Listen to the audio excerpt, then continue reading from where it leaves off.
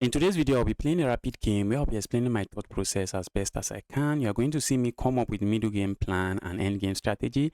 This game is going to be very instructive, so stick around and watch to the end. Alright, we are playing Stand September. Let's go for the King's Pawn opening. The last game I actually lost on time. The last game I uploaded on this channel, I lost on time, and that was because I didn't manage my time very well. Okay, I wanted to go for the Smith-Morra Gambit. Mobland is striking with this move immediately, so I can't put my bishop here. Mobland is making a lot of pawn moves that I would wish they would regret, but let's see, how do I make them regret it? Now I'm playing this move, trying to take this square away from their knight. If you move the knight there, that's just a free knight. Okay, I'm also looking at moves like this. Let's do this first. With simple ideas in mind, but hope my opponent doesn't have some nastiness here. Okay, I do not see it. And after this move, I'm trying to play a move like this. If my opponent plays a move like this, it's just going to be checkmate, smaller checkmate, GG, smaller checkmate. My opponent is looking at just winning this pawn. So let's develop this. And we are also looking at playing a move like this, just lined up with the queen. That's a move I like. So let's see how my opponent responds to this. I like this. What if I had gone for this check? Doesn't make too much sense. Okay, I'm also looking at moves like this, trying to ask questions here. Oh, but my opponent has this bishop that can capture. I hate the bishop. My opponent is struggling to actually develop. I want to trade here. Nah, I do not want to trade here. Not today. I don't want to trade here. But the knight might be hopping in here. Not a move I really want to see on this board. Okay, now I feel like playing a move like this. And if my opponent captures here, I simply capture here. The queen has to move. And I'm also taking away this square from the knight. Because if they play that move, I'm just going to capture here. And the king would be very open. Okay, where's the queen going to move to? But if I play that move, I no longer have this move.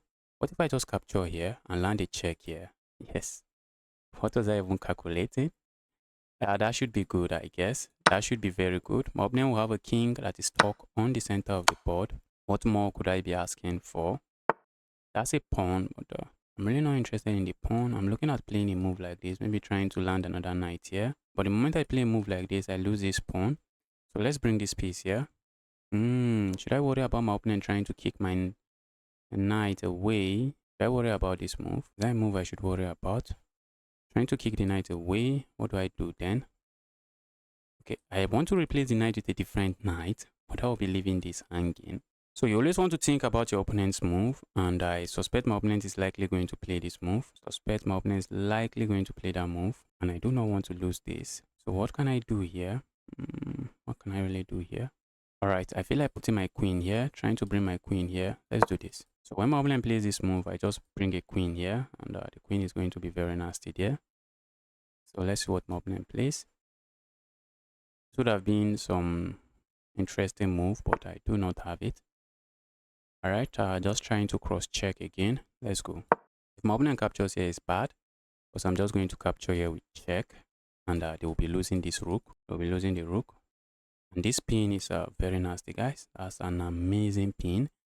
I'm looking at also playing a move like this so that I'll have some trade going on here. Wow, I'm loving my position, guys.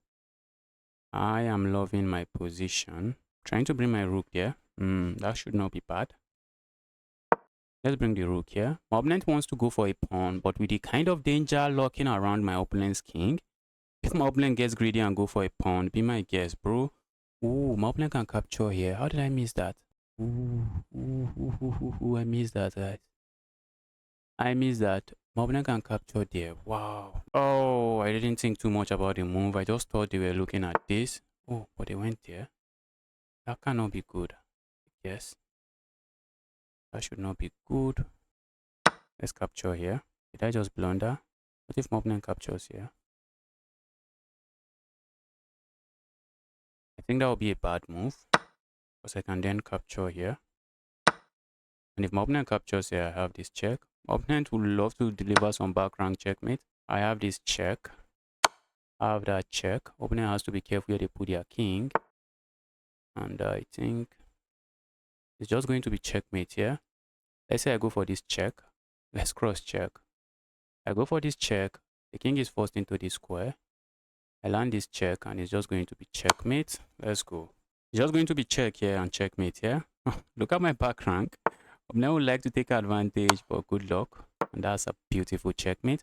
I think I missed something in this position. My opponent could have captured here and they would have been chilling with their knight. And after I capture here, okay, my opponent resigns. He resigns. My opponent should have captured here. Let's go into the analysis. Wow, I played with 81% accuracy. My opponent played with 62.7% accuracy. And I was never in trouble in this game. This is why I love going for the Smith-Morra Gambit, because it throws many Sicilian players off guard. Opponent wasn't expecting it, accepted it. I really need to work on my Smith-Morra Gambit so that I actually know what I'm doing in the opening. My theory ended there. After trade, just bring the knight, and I know a little tricks here. Some tricks here with bringing rook here and trying to sack here. I really don't know a lot in the Smith-Morra Gambit. But the good thing is that many of my Sicilian players also don't know what they are doing. At my level, many Sicilian players don't know how to handle the Smith-Morra Gambit. Yes, in this position, capturing there was good. I was calculating this, and that's why the first move that comes to your mind, they calculate candidate move. The first good move that comes to your mind is not the move. You just have to calculate the move instead of rushing to play it. So I calculated this, and after calculating this, then I say, all right, is there something else? And then I realized, well, why not capture here and just keep my opponent's king on the center of the board? And my opponent's king being on the center of the board was just, it was more than a pawn, it was more than 2 pawns, it was even more than 3 pawns. Mind you, I am down with pawn, but according to the analysis, the position is just plus 2.2 for me. And this is just good. This is just good. The idea behind this move is simple. If my opponent gets greedy and capture here, well, not really greedy, trying to remove the annoying knight, I come here with a check. The king is forced into one of these squares, regardless of where the king moves to. I'm just going to capture here, force the king back, and I'm up full rook and chilling. My opponent realizes they can't capture there, and instead they play a move like this. And in this position, I overlooked the idea behind this move. The idea behind moving the king here is not only to target this pawn, it's also to make sure this knight can move, because the knight was pinned to the queen. And now my opponent can actually sack here, and after the trade, they will have 2 pieces attacking this, and I will have only 1 piece defending the knight, and they'll be able to win the pawn. And the variation goes like this. After I played this, which is a bad move, the engine calls it a mistake. My opponent should have just captured here. And after I recapture this way, my opponent has this move, and it's crazy here, guys. The engine suggests I play a move like this, and if my opponent tries to get ready and play a move like this, trying to go for this QR, is just going to be checkmate in 2. I can simply land a check here, force the king away, and deliver checkmate like this. So in this position, my opponent can simply capture here, and after the trade, I'm the one down with pawn, and I'm the one trying to survive. However, my opponent has a king on the center of the board, so my opponent has to be very careful so they don't end up losing a piece to some tactics or maybe getting checkmated. But we didn't go into any of this variation. My opponent missed it, and instead they played this move. And in this position, I simply captured here. And after this trade, I capture here. My opponent is getting tricky here. My opponent thought they could play a move like this, and now they are threatening to deliver checkmate here.